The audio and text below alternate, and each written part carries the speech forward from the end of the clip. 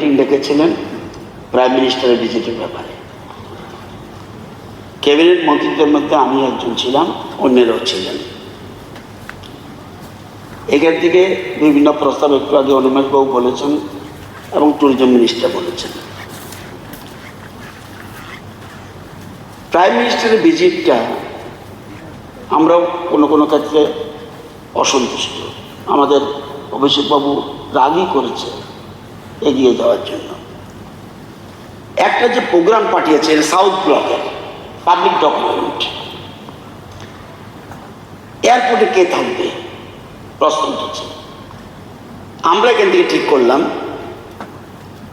যে রাজীব ভট্টাচার্য থাকবেন এমপি, বিপ্লব কুমার থাকবেন এমপি, কৃতি দেববর্মা থাকবেন এমপি, দীপক মজুমদার, জিতেন্দ্র সিনহা মানে chief secretary, DG, DM west Tripura এবং Namit Pathak SP west Tripura receive করেছিল সাউথ ব্লকে। রাতারাতি চেঞ্জ। আমি নিজে কৃতি দেববর্মার সাথে কথা বলেছি, নিজে, ম্যাডাম আমাকে দায়িত্ব দেওয়া হয়েছে, এখানে Brijesh Pandey also secretary also present here. আমি অসত্য তথ্য বলি না বিধানসভায়, কেউ বলতে চায় না, আমি ডাইরেক্ট বলেছি। অনিমেষবাবু বললো যে আপনি কথা বলুন, আমি ডাইরেক্ট কথা বলেছি, ম্যাডাম আপনার কোন জায়গা পছন্দ, airport or in the front of মন্দিরের সামনে? বলছে মন্দিরের সামনে ভালো না, বলছে এয়ারপোর্ট ভালো। আমি দুই এমপি কিন্তু এখানে থাকবে, বলছে এখানেই থাকবেন। এরপরে সেক্রেটারিকে আমি ফোন করে বলে দিলাম, উনি আবার সাথে সাথে প্রদ্যুৎ কিশোর দেববর্মার সাথে আমার সুইট রিলেশন। আমি ডাইরেক্ট বোধ হয় ওই সময় ইতিদি ওইখানেই ছিলেন।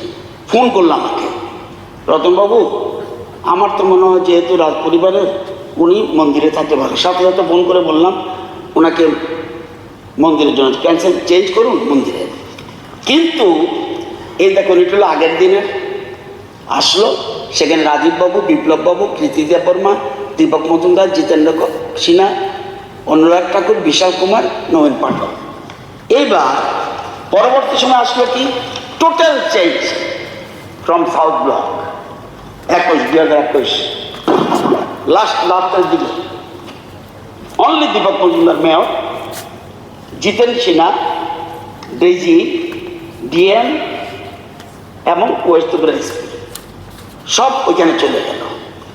এইখানে বিভিন্ন জায়গায় শুধু এটা নয়, হেলিপ্যাড সেন্টারে কে থাকবে, governor, CM, chief secretary, DG, উদয়পুরের ডিএম এন্ড কালেক্টর, উদয়পুরের এসপি।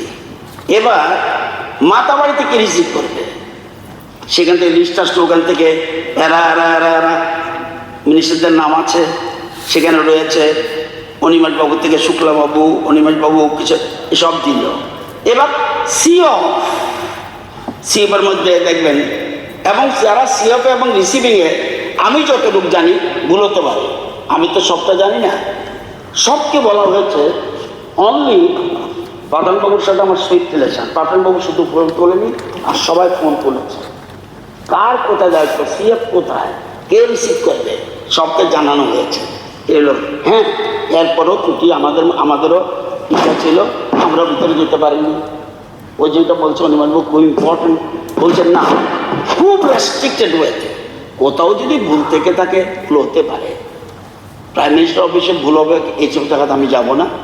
এখান থেকে কোনো ত্রুটি হয়নি, এবং শুধু না, পেপারে টোটাল ইনভাইটেশন দিয়ে দিয়েছে। আমি একটা ছেলেকে, আপনি দেখবেন ফেসবুকে দেখবেন, একটা ছেলে কুয়াইত থেকে 2 দিন আগে রওনা দিয়েছে নিজের ইচ্ছা। আমি কি তুমি পাগল কেন আসলে এত দূর থেকে? বলছে 2 দিন মন্দিরে শুয়েছি, আজকে এখানে এসছি, হেঁটে এসছে। এখন ইনভাইটেশনের ত্রুটি তো থাকতেই পারে। এই তো আমি কার্ড পেয়েছি, আবার উনি পাইনি, ফাইন্যান্স মিনিস্টার। তো অনেক সময় কার্ড পৌঁছানো নাই, কিন্তু ফোন করেছে অনেক জায়গায়, ফোন করেছে যতটুকু সম্ভব। ত্রুটি বিচ্ছুত বড় একটা কাজে, এত বড় আমাদের, এটা তো সত্যিই তো মানিক্য ডাইনেস্টির একটা ইম্পর্ট্যান্ট প্লেস। এটার জন্য কেউ যদি শক্ত হয়ে থাকেন নিশ্চিত দুঃখিত আমরা, এর মধ্যে সন্দেহ নেই। এত বড় একটা জিনিস কেন এরকম ত্রুটি বিচ্যুতি হবে? আগামী দিনে জন্য আমরা সবাই সতর্ক থাকি, সেদিকে লক্ষ্য রাখি। আমি যতটুকু বুঝি এটা নিয়ে আমার মনে হয় এত ডিটেলসে যাওয়াটা কতটুকু সমীচীন হবে আই ডোন্ট নো। আমি যতটুকু আমি জানি একদম 1 to 1 কথা বললাম, যেটা সত্যি কথা এটা বললাম।